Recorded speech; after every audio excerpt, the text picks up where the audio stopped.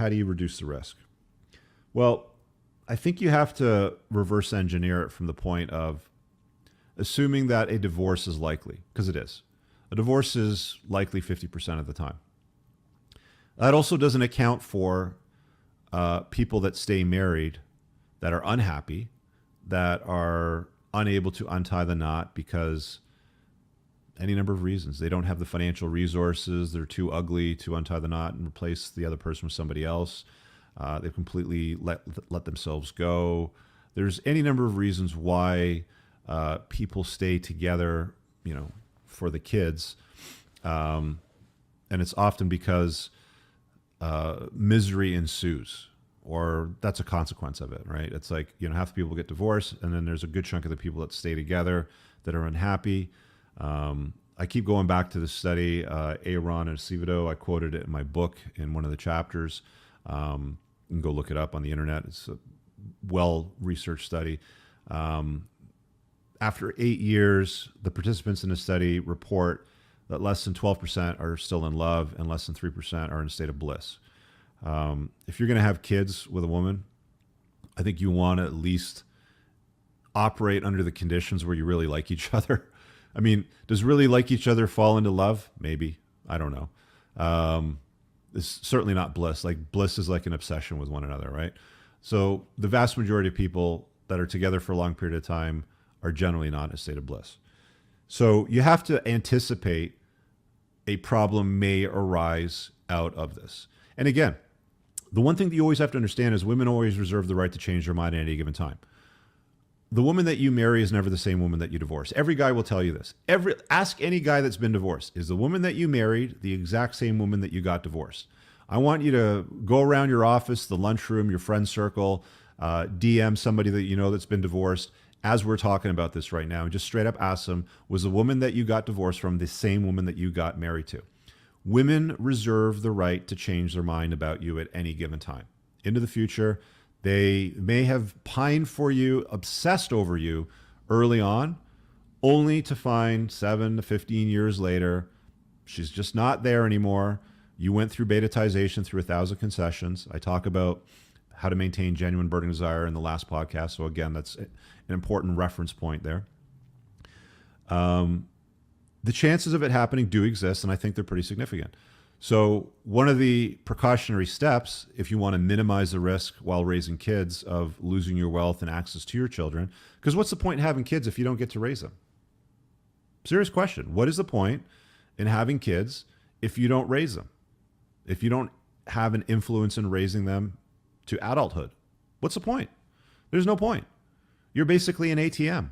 And that's how most guys find themselves, right? They find themselves in a situation where woman unties a knot, whatever reason, who cares? She unties the knot. His wealth is moved to her and continues to move to her on a monthly basis because of how family law operates. And then he sees his kids every other weekend or Wednesday night for dinner, something like that. That's the deal that most guys get. So I think it's important to live somewhere where family law doesn't hate men. Okay? Let's talk about that. I'm going to use the United States as an example. Okay, so if you just Google NPO, National Parents Organization, Child Support Report Card, you'll get this map. This map is updated on a regular basis, and it tells you, and it gives you a grade, state by state, on how the NPO rates that state for friendliness towards fathers.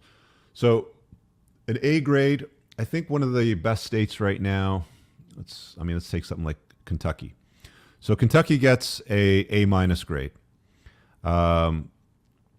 There's default shared custody, which is the main thing, I believe. Yeah. Results no presumptive child support transfer payment when parental income and parenting time are both equal. So, for example, in Canada, if you make roughly the same amount of money, there's often still a child support transfer payment from one parent to the other. Okay. In states that are getting high grades like A's, they're generally default shared custody parenting states. So what that means is you don't have to fight for custody, right? So if 50% of the time,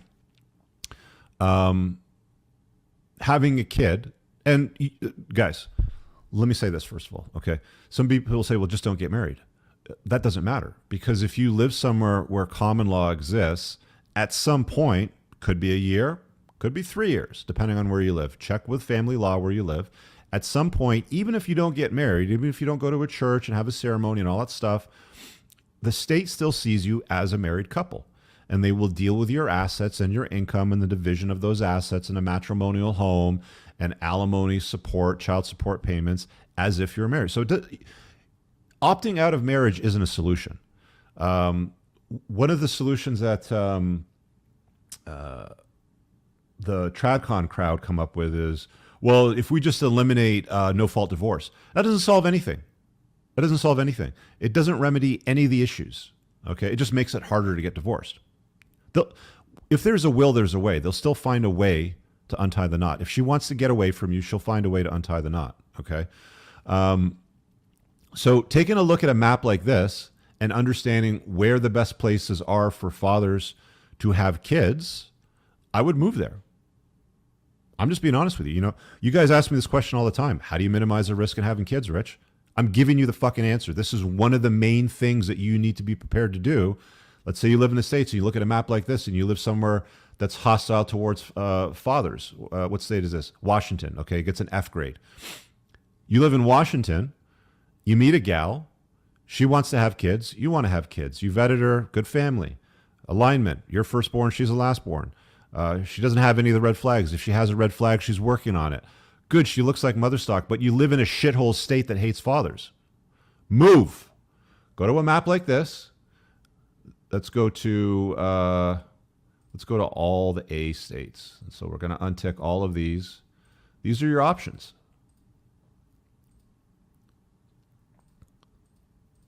These are your options. There you go. Boom. Florida, Kentucky, Michigan, and California. The problem with California, though, is it might be good for fathers, but it might suck for your bank account. So one of the problems that I've seen spoken about before with California is if you've been married for a prescribed period of time, I think it's 10 years. Somebody can correct me in the comments or if there's a lawyer watching, whatever. But after a certain period of time, it's alimony for life. So it's not even, for 6 or 7 years or for a certain period of time that's prescribed. It's for life. So you might have, benefits of strong benefits for fathers in a state like California, but shitty benefits as a husband to maintain her lifestyle. Lots and lots of stories about guys in California getting just raked over the coals, money-wise and for maintenance payments. Even though it might have a good rating for fathers, it has a shitty rating for getting divorced. Whereas places like Florida and Kentucky have far better ratings. So again, let's say you're in Washington, all that stuff is true. You want to get married, have kids. You take a look at this map. You know what? I'm going to relocate to Florida. I'm going to move to Kentucky, whatever it happens to be. That's something that you're going to have to contemplate. Okay? So there's that. Are you willing to make the move? Are you willing to move somewhere that's friendlier towards fathers? Because that would have a significant impact on the people that have the knot untied. She wants to untie the knot? All right, fine, Becky. It's cool. Well, since we live in Florida, there's default shared parenting, so we don't have to fight over that part. Let's just deal with the assets and split them up. And the state also says that you're owed whatever for maintenance or alimony for this prescribed period of time, shorter period of time than it would be in California, for example. I don't know why we would want to live in California. The tax rate is ridiculous. There's better states that offer greater benefits to fathers at lower tax rates. Again, I think Florida is probably one of the best ones right now out of this map, that I'm looking at. But there you go. So there's that. So that's part of the setup. We've seen certain characters out there go to exceptional lengths to protect their wealth. So somebody's going to have to correct me in the comments on this, but there was that footballer. I can't remember his name for the life of me right now. Married a Spanish soap opera star. She was a few years older than him, sorry. She understood that he had a place in society of significance, of influence and importance, because he's a footballer. He's a winning player on a great team, lives in a nice house, drives nice cars, travels on private jets. Only everything wasn't in his name. It was in his mother's name. So there's certain preventative steps that can be taken in anticipation of the mother trying to leverage the corrupt family court system, because it's not just in the States or Canada or England or in Spain. It's in most Western developed countries. There's some level of fuckery that you're going to have to navigate. And I'm not a lawyer, and even a lawyer would not be able to tell you all the bullshit ways that you could get screwed over in all the different countries. So if you live in France or Spain or Germany or somewhere in Europe, for example, and you have a question and you want to get married and have kids, or you want to have kids and don't even want to get married, it doesn't matter, right? You want to have kids and don't even want to get married. You should still talk to a family lawyer and ask them, hey, we live here. When people untie the knot, how does that work, right? What sort of precautionary steps can I take? Buy an hour of a lawyer's time. It shouldn't cost more than $400 or $500. It's entirely reasonable. Yeah, Chef Hakimi, thank you. This dude over here. You can go look it up. There's all kinds of press pieces around it where he's talking about how he basically, how the ex-wife now is surprised that she's not getting anything because nothing was in his name. Now, there might be laws where she can turn back the clock on that. Fraudulent conveyance is something that is used often here in Canada, where, look, I'm not getting into the legal terms and all that and all those details, but you should talk to a lawyer where you live so that as part of the setup, you've taken the precautionary steps to set yourself up right. You've got the asset set up right. You've done it well in advance of any nuptials. There was a video that I did in the last month. There was a guy from New Zealand. Some of you may have seen the video, that got involved with a gal that was a roommate in his house. He had a few other roommates. She was one of them. They started dating. He was divorced, by the way, and he ended up getting the matrimonial home as part of the divorce. He had to buy out his ex-wife as part of that divorce. So after that was done, he moved some people in to help, I guess, pay the mortgage, let's say. And one of the people that he moved in was a gal. He starts dating this gal. They start banging. She ends up moving into the master suite of the house. The other roommates end up moving out. They end up having kids. Before they start dating, by the way, she tells him, and apparently he was able to present this to the judge. She tells him, I think that you should probably put the house in a prenup or some kind of a trust. I can't remember what it was exactly, but take a precautionary step, let's just call it, to ensure that he is the owner of the home should the relationship break down. So they have 2 kids. Sure enough, the relationship breaks down. And what did I say earlier? Women always reserve the right to change their mind at any given time. She hires a lawyer, and the lawyer manages to get her half the house, even though she told him before they got into a committed relationship that he should protect his assets and create, I can't remember what the mechanism was at this time. Let's call it a trust or something like that. Create some sort of barrier to prevent her from acquiring the house.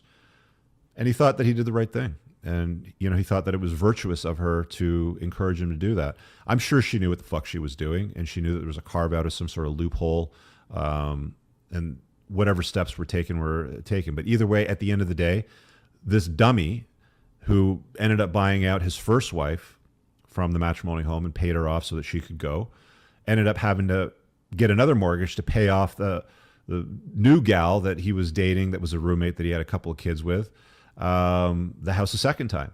So he's ended up paying out 2 women twice out of the same house. The setup is really, really important. I don't think that you should rely on anybody's advice other than a lawyer that's licensed to practice family law in your state and has a good deal of experience. I think that it's a good idea to spend money if you want to have kids to understand what you're getting into. And if it doesn't look good, you don't need to tell her, I sat down with a lawyer and it doesn't look good. Just be like, this isn't where I want to live. I like this place better. Let's move here. And then move the family there, right? Because she's in your frame. She's got genuine burning desire for you. You know, she's on your mission. She wants to be a complement to your life, not the focus. So she'll go along with it. I really hope you guys enjoyed that clip. If you want to watch the full-length podcast, you can find that over here, that clip's from. If you're newer to the channel, make sure you hit subscribe over here. And pin down below in the top comment, you'll find a bunch of useful links to my website, my supplement line, books, and a bunch of other stuff. Have an amazing day. Peace out.